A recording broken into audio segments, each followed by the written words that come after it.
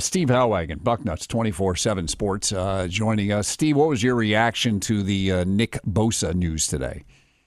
Well, it didn't come as that big of a surprise. I think that there'd been some rumors over the weekend. Nick was on the sideline at the game on Saturday, and beyond that, I think there were some rumors that kind of came out on Sunday and Monday that this was going to come down. I think that behind the scenes, I can tell you, the very first question that Urban Meyer was asked was by one of the guys who works with us at Bucknuts. Yeah, Dave Biddle, yep.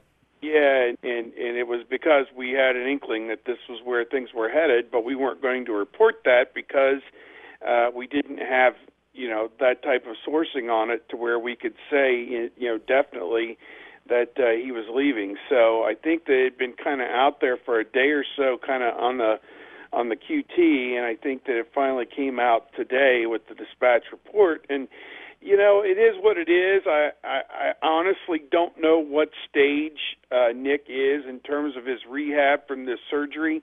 Everybody said he was going to be reevaluated the first part of November, and people immediately assumed that if everything checked out, he'd be back on the field for the last couple of games and maybe the postseason and whatever. And I don't think I ever recall Nick Bosa or anybody saying that was necessarily what was going to happen. So, it is what it is. I think that he's going to do what's best for him in this case, which is get himself healthy, prepare himself for the draft workouts. And, you think about it, CBS Sports listed him as the number 2 prospect in the draft, and that's worth a lot of money. Saquon Barkley last year for the Giants was number 2 in the draft this past, whatever it was, April, May, and he got a $30 million contract for 4 years with $21 million of it as part of a bonus that he received up front. So, I think when you're dealing with that kind of money, it does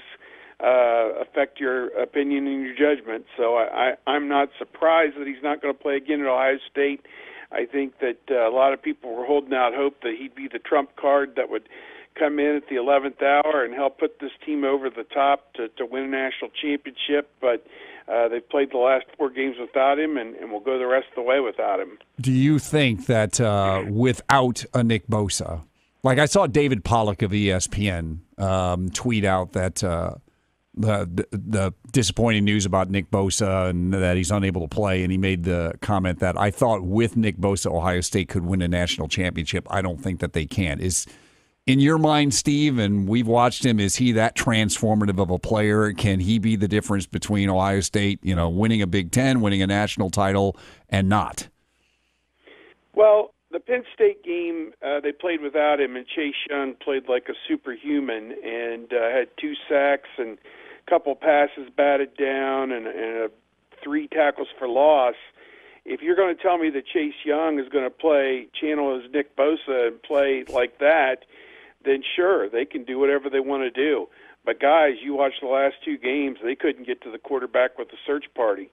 So, and those 2 guys, Ramsey and this guy this last week from Minnesota, a walk-on freshman, Zach Anixtad, sat back there and hit, one 20-yard play after another, after another, after another. So, no, I'm not convinced this team's going to win the national championship this year. They've got to really get everybody healthy. I think that's the big thing at this point, is get Robert Landers healthy at defensive tackle, and Jonathan Cooper at linebacker, Malik Harrison, Damon Arnett. I mean, there's 4 guys right there that didn't play much of that game last week, in addition to Bosa, who's been out, for a month now. And now you're heavy into your depth, and it's really showing. They're giving up plays. Well, they've given up plays all season. But this isn't a national championship caliber defense. Just put the cards on the table. So maybe even with those guys, it's not. So, here's another thing to think about. Who on this defense would play on the 2014 national championship defense? Nick Bosa and Draymond Jones as a backup, maybe, and Jordan Fuller as a backup, perhaps. And that's it. You don't have anybody that even approaches what those guys had on that defense in 2014. So come at me with national championship. Hey, just try and beat Purdue this week and take it from there. Yeah, and that leads me to my next question. And Steve, you've been there and watched Ohio State lose to Purdue. Some really good Ohio State teams lose to Purdue. Some really good Ohio State teams struggle to Purdue. How big of a dangerous game in your mind is Saturday night at Ross-Ade Stadium?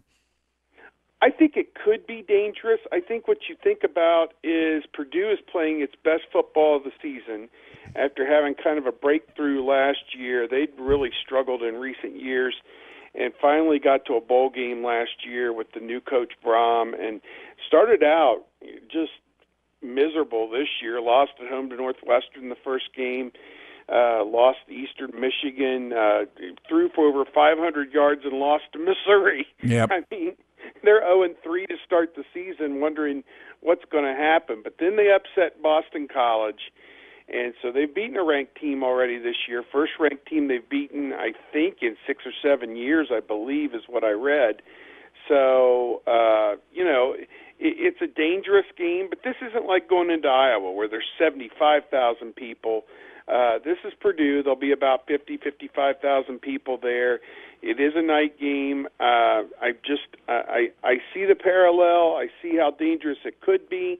And David Blau certainly, is a quarterback. If Peyton Ramsey exploited some weaknesses, then we know David Blau will be able to.